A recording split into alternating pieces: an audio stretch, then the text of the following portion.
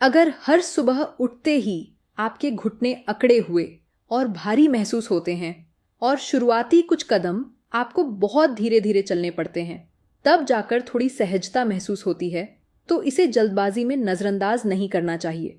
कुछ लोग केवल 20-30 मिनट कुर्सी पर बैठने के बाद जब उठते हैं तो उन्हें सहारा लेने और ताकत लगाने के लिए दोनों हाथ कुर्सी पर रखने पड़ते हैं। कुछ लोग पहले बहुत आसानी से सीढ़ियां चढ़ लेते थे, लेकिन अब हर सीढ़ी चढ़ते समय घुटनों में दर्द, कमजोरी या चुभन जैसी असहज अनुभूति होने लगती है। पैर को मोड़ते और सीधा करते समय कभी कभी जोड़ों के अंदर से कट कट या चरमराहट जैसी आवाज भी सुनाई देती है। थोड़ी ही दूर चलने के बाद दोनों पैर भारी और जल्दी थके हुए महसूस होने लगते हैं और बस कहीं बैठकर आराम करने का मन करता है। केवल घुटने ही नहीं, 50 वर्ष की उम्र के बाद बहुत से लोगों को सुबह के समय कमर, कूल्हों या हाथों की उंगलियों में भी पहले से अधिक अकड़न महसूस होने लगती है, जिससे वे काम भी मुश्किल लगने लगते हैं जो कभी बहुत आसान हुआ करते थे। जब 50, 60 या 70 वर्ष की उम्र में इस तरह के बदलाव दिखाई देने लगते हैं तो बहुत से लोग अपने आप से कहते हैं कि अब उम्र बढ़ गई है, इसीलिए थोड़ा दर्द और तकलीफ होना सामान्य बात है। लेकिन बढ़ती उम्र का यह मतलब नहीं है कि शरीर में होने वाले हर बदलाव को चुपचाप स्वीकार कर लिया जाए। यह सच है कि समय के साथ हड्डियों, मांसपेशियों और जोड़ों में स्वाभाविक बदलाव आते हैं, लेकिन खान-पान, शारीरिक गतिविधि का स्तर और रोजाना अपनाई जाने वाली आदतें भी बढ़ती उम्र में स्वास्थ्य और चलने फिरने की क्षमता के लिए बहुत महत्वपूर्ण भूमिका निभाती हैं। 50 वर्ष की उम्र के बाद भी शरीर को कैल्शियम, मैग्नीशियम, प्रोटीन, अच्छे वसा के साथ साथ कई जरूरी विटामिन और खनिजों की आवश्यकता होती है। हड्डियों को स्वस्थ बनाए रखने के लिए पोषण चाहिए, लेकिन मांसपेशियों की देखभाल भी जरूरी है ताकि पैरों में शरीर का भार संभालने के लिए पर्याप्त ताकत बनी रहे। इसलिए घुटनों में तकलीफ होने पर केवल तेल लगाना या पूरे खान पान पर ध्यान दिए बिना सिर्फ कैल्शियम लेने पर ध्यान केंद्रित करना पर्याप्त नहीं हो सकता। हर दिन भोजन में क्या खाया जा रहा है, यह भी बढ़ती उम्र में शरीर की देखभाल का एक बहुत महत्वपूर्ण हिस्सा है। अच्छी बात यह है कि इसके लिए बहुत महंगे खाद्य पदार्थों की तलाश करना या बहुत जटिल खान पान की दिनचर्या बनाना जरूरी नहीं है। आज के वीडियो में 5 सरल विकल्प बताए जाएंगे: तिल, मखाना, कद्दू के बीज, भुना चना और आखिर में चिया सीड्स। इनमें से हर एक को एक अलग पोषण विकल्प के रूप में देखा जाएगा और सभी चीजों को एक साथ मिलाने की जरूरत नहीं है। इससे भी महत्वपूर्ण बात यह है कि हर हिस्से में साफ साफ बताया जाएगा कि उस खाद्य पदार्थ में ऐसी कौन सी खास बात है जिस पर ध्यान देना चाहिए, लगभग कितनी मात्रा लेनी है, उसे कैसे तैयार करना है और दिन में किस समय लेना सबसे सुविधाजनक हो सकता है, ताकि इस आदत को लंबे समय तक बनाए रखना आसान रहे। अगर आपकी उम्र 50 वर्ष से अधिक हो चुकी है और आप रोजमर्रा की जिंदगी में छोटे और सरल बदलावों के जरिए अपनी हड्डियों, जोड़ों और मांसपेशियों की बेहतर देखभाल करना चाहते हैं तो इस वीडियो को आखिर तक जरूर देखिए। मध्यम और अधिक उम्र के लोगों के लिए ऐसी ही उपयोगी जानकारियां लगातार पाने के लिए आयुर्वेदिक हेल्थ आफ्टर 60 चैनल को सब्सक्राइब जरूर कीजिए। और अब शुरुआत करते हैं पहले समाधान से।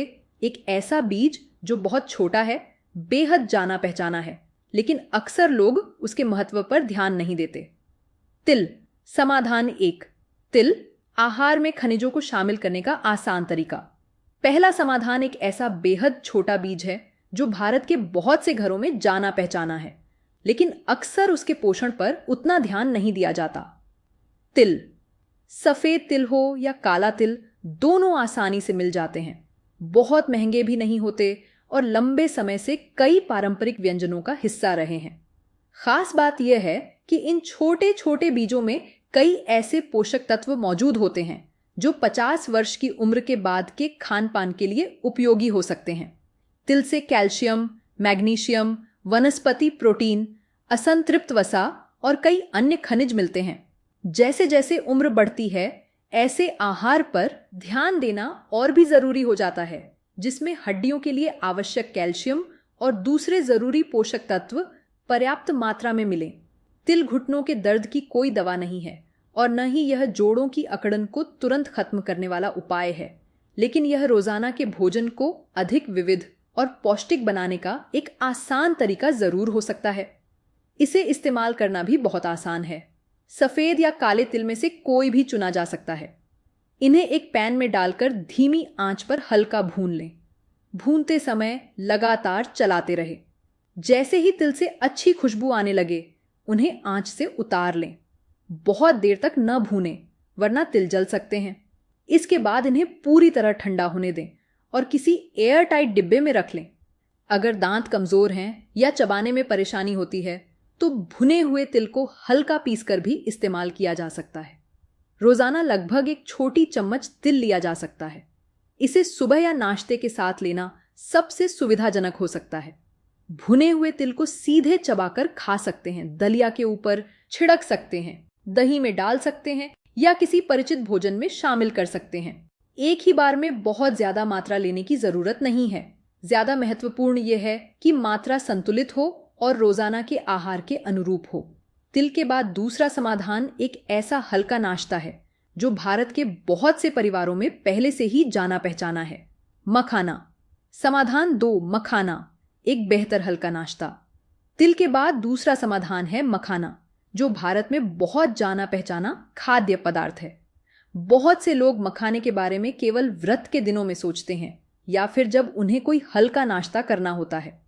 लेकिन 50 वर्ष की उम्र के बाद अगर इसे सही तरीके से इस्तेमाल किया जाए तो मखाना कुछ कम उपयुक्त स्नैक्स की जगह लेने वाला एक सरल विकल्प भी बन सकता है। मखाने से फास्फोरस, मैग्नीशियम, कुछ मात्रा में कैल्शियम, प्रोटीन और कई अन्य पोषक तत्व मिलते हैं। यह बात इसलिए महत्वपूर्ण है क्योंकि हड्डियों का स्वास्थ्य और चलने फिरने की क्षमता केवल कैल्शियम पर निर्भर नहीं करती। शरीर को हड्डियों, मांसपेशियों और रोजमर्रा की सामान्य गतिविधियों को बनाए रखने के लिए कई अलग अलग पोषक तत्वों की जरूरत होती है। खास बात यह भी है कि मखाने का महत्व इस बात में है कि यह किन चीजों की जगह ले सकता है। भूख लगने पर बार बार बिस्कुट, ज्यादा नमक वाले स्नैक्स या तली हुई चीजें खाने के बजाय मखाने की संतुलित मात्रा एक बेहतर विकल्प हो सकती है। इसे तैयार करना बहुत आसान है। मखाने को पैन में डालें और धीमी आंच पर धीरे धीरे तब तक भूनें जब तक वे कुरकुरे ना हो जाएं। इन्हें पूरी तरह सूखा भी भूना जा सकता है या बहुत थोड़ी मात्रा में घी डालकर भी तैयार किया जा सकता है। बहुत ज्यादा नमक, मसाला या घी डालने से बचें क्योंकि इससे इस साधारण नाश्ते में नमक और कैलोरी की मात्रा काफी बढ़ सकती है। एक बार में लगभग 10-12 मखाने या अपनी जरूरत के अनुसार एक छोटी और उचित मात्रा ली जा सकती है। इन्हें सुबह के बीच के समय या दोपहर में हल्की भूख लगने पर खाया जा सकता है। मखाने को अलग से ही इस्तेमाल करें, इसे पीसने या तिल के साथ मिलाने की जरूरत नहीं है। और अब तीसरा समाधान भी एक छोटा सा बीज है, लेकिन इस बार ध्यान मैग्नीशियम, प्रोटीन और अच्छे वसा पर होगा। कद्दू के बीज। नंदनी समाधान 3, कद्दू के बीज। मैग्नीशियम और मांसपेशियों पर ध्यान दें। मखाने के बाद तीसरा समाधान है कद्दू के बीज। बहुत से लोग नियमित रूप से कद्दू खाते हैं लेकिन उसके बीजों पर ज्यादा ध्यान नहीं देते, जबकि ये भी पोषक तत्वों से भरपूर खाद्य पदार्थ हैं। कद्दू के बीज आकार में छोटे होते हैं लेकिन इनमें काफी ऊर्जा और पोषण होता है, इसलिए इन्हें रोजाना के आहार में शामिल करने के लिए बहुत ज्यादा मात्रा में खाने की जरूरत नहीं होती। कद्दू के बीजों की खास बात यह है कि इनमें मैग्नीशियम, वनस्पति प्रोटीन, जिंक और असंतृप्त वसा मिलती है। इनमें मैग्नीशियम और प्रोटीन 50 वर्ष की उम्र के बाद विशेष रूप से ध्यान देने योग्य हैं। अगर कुर्सी से उठते समय पैरों में कमजोरी महसूस होती है, सीढ़ियां चढ़ना मुश्किल लगता है या थोड़ी दूर चलने के बाद ही पैर जल्दी थक जाते हैं, तो केवल हड्डियों और घुटनों के बारे में ही नहीं सोचना चाहिए। मांसपेशियों की मात्रा और पैरों की मांसपेशियों की ताकत भी उठने, संतुलन बनाए रखने और चलने फिरने की क्षमता को बनाए रखने में महत्वपूर्ण भूमिका निभाती है। कद्दू के बीज विविध और संतुलित आहार में मैग्नीशियम और प्रोटीन की कुछ अतिरिक्त मात्रा जोड़ने का एक आसान तरीका हो सकते हैं। इन्हें तैयार करना भी काफी आसान है। छिलके निकले हुए कद्दू के बीज लिए जा सकते हैं और उन्हें पैन में बहुत हल्का भून सकते हैं। इसके लिए ज्यादा तेल इस्तेमाल करने की जरूरत नहीं है। इन्हें केवल इतना भूनें कि वे खाने के लिए तैयार हो जाएं और ध्यान रखें कि बीज जले नहीं। अगर दांत कमजोर हैं या चबाने में परेशानी होती है तो खाने से पहले इन्हें हल्का पीसा जा सकता है। रोजाना लगभग 1 छोटी चम्मच कद्दू के बीज लिए जा सकते हैं। इन्हें नाश्ते के समय या सुबह के बीच के समय लेना सुविधाजनक हो सकता है। इन्हें सीधे खाया जा सकता है या अलग से सलाद, दही अथवा दलिया के ऊपर छिड़का जा सकता है। कद्दू के बीजों को पहले बताए गए दूसरे बीजों या खाद्य पदार्थों के साथ मिलाने की जरूरत नहीं है, लेकिन बढ़ती उम्र में चलने फिरने की क्षमता को बनाए रखने के लिए केवल हड्डियों पर ध्यान देना पर्याप्त नहीं है। चौथा समाधान एक ऐसे पोषक तत्व पर और स्पष्ट रूप से ध्यान देगा जो मांसपेशियों के लिए बहुत महत्वपूर्ण है। प्रोटीन। समाधानाचार भुना चना। 50 वर्ष की उम्र के बाद शरीर के लिए प्रोटीन का एक सरल स्रोत कद्दू के बीजों के बाद चौथा समाधान मांसपेशियों की देखभाल पर और अधिक ध्यान देता है। भुना चना। शाम लगभग 4-5 बजे बहुत से लोगों को हल्की भूख लगने लगती है और इस समय अक्सर चाय के साथ बिस्कुट, ज्यादा नमक वाले स्नैक्स, तली हुई चीजें या मिठाइयां खाई जाती हैं। पूरे खान पान को एक साथ बदलने की कोशिश करने के बजाय शुरुआत केवल इसी छोटे से शाम के नाश्ते को बदलने से की जा सकती है। भुना चना वनस्पति प्रोटीन, फाइबर और कुछ जरूरी खनिज प्रदान करता है। 60 वर्ष की उम्र के बाद केवल हड्डियों की देखभाल करके मांसपेशियों को नजरअंदाज नहीं करना चाहिए।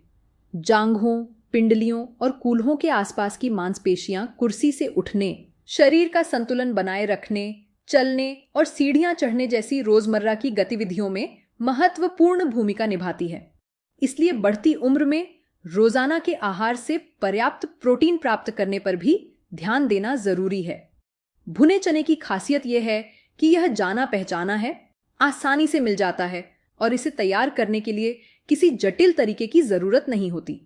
साधारण भुना चना चुनना बेहतर है और ऐसे चने से बचना चाहिए जिन पर बहुत ज्यादा नमक या मसाला लगा हो। घर में एक छोटा डिब्बा पहले से भरकर रखा जा सकता है ताकि हल्की भूख लगने पर बार बार बिस्कुट या तली हुई चीजों की ओर हाथ न बढ़े। शाम लगभग 4-5 बजे अपनी भोजन संबंधी जरूरत के अनुसार एक छोटी मुट्ठी भुना चना लिया जा सकता है। इसमें गुड़ मिलाने की जरूरत नहीं है और न ही इसे किसी दूसरे बीज के साथ मिलाना जरूरी है। और अब 5वां समाधान आता है। यह इस सूची का सबसे छोटा बीज है, लेकिन इसे इस्तेमाल करने के तरीके पर विशेष ध्यान देना जरूरी है। Chia seeds. समाधान 5 चिया सीड्स, फाइबर और ALA ओमेगा 3। 5वां समाधान है चिया सीड्स। पहले बताए गए खाद्य पदार्थों से अलग चिया सीड्स में पानी सोखने की क्षमता होती है और भिगोने के बाद ये एक मुलायम जेल जैसी परत बना लेते हैं। इसी विशेषता के कारण बढ़ती उम्र में इन्हें इस्तेमाल करने के तरीके पर ध्यान देना जरूरी है। सूखे चिया सीड्स को सीधे निगलने के बजाय इन्हें पहले अच्छी तरह भिगोकर लेना बेहतर है। चिया सीड्स में भरपूर फाइबर, पौधों से मिलने वाला AL ओमेगा 3, साथ ही प्रोटीन, कैल्शियम और मैग्नीशियम भी पाया जाता है। इनमें फाइबर और ALA ओमेगा 3 विशेष रूप से ध्यान देने योग्य हैं।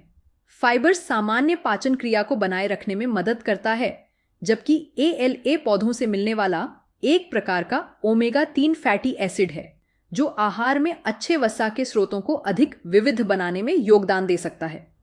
चिया सीड्स जोड़ों के दर्द की दवा नहीं है और न ही ये घिसे हुए कार्टिलेज को दोबारा बनाने का कोई उपचार है, लेकिन 50 वर्ष की उम्र के बाद संतुलित और पौष्टिक आहार का हिस्सा जरूर बन सकते हैं। इन्हें इस्तेमाल करने का तरीका बहुत आसान है, लेकिन सही तरीके से इस्तेमाल करना जरूरी है। शुरुआत लगभग एक छोटी चम्मच चिया सीड से की जा सकती है। इन्हें पर्याप्त पानी में डालें और खाने से पहले इतना समय दें कि ये पानी सोखकर अच्छी तरह फूल जाएं और मुलायम हो जाएं। जेल जैसा यह नरम रूप उन बुजुर्ग लोगों के लिए भी अधिक सुविधाजनक हो सकता है जिन्हें चबाने में परेशानी होती है। 1 चम्मच सूखे चिया सीड्स निगलकर उसके बाद पानी पीने से बचना चाहिए। इन्हें सुबह के समय लेना एक आसान आदत बन सकती है। जो लोग पहली बार चिया सीड्स लेना शुरू कर रहे हैं वे कम मात्रा से शुरुआत करें ताकि शरीर बढ़े हुए फाइबर के अनुसार धीरे धीरे अनुकूल हो सके। साथ ही पूरे दिन पर्याप्त पानी पीने का भी ध्यान रखें। चिया सीड्स को अलग से लिया जा सकता है और इन्हें पहले बताए गए 4 खाद्य पदार्थों के साथ मिलाने की जरूरत नहीं है। और यह भी जरूरी नहीं है कि इन 5 चीजों को एक ही दिन खाया जाए। हर खाद्य पदार्थ अपने आप में एक अलग विकल्प है। अपनी रोजाना की भोजन मात्रा, पाचन क्षमता और खान पान की आदतों के अनुसार इनमें से किसी एक को चुना जा सकता है या अलग अलग दिनों में बारी बारी से इस्तेमाल किया जा सकता है। साझा किए गए इन खाद्य पदार्थों के अलावा 50 वर्ष की उम्र के बाद हड्डियों और जोड़ों का स्वास्थ्य तथा चलने फिरने की क्षमता कई अन्य बातों पर भी निर्भर करती है। अपनी शारीरिक क्षमता के अनुसार हल्की और नियमित गतिविधियां बनाए रखने की कोशिश करें। भोजन में पर्याप्त प्रोटीन लेने पर ध्यान दें। उचित मात्रा में धूप में समय बिताएं। जरूरत के अनुसार विटामिन डी पर ध्यान दें और खास तौर पर अच्छी नींद को नजरअंदाज न करें।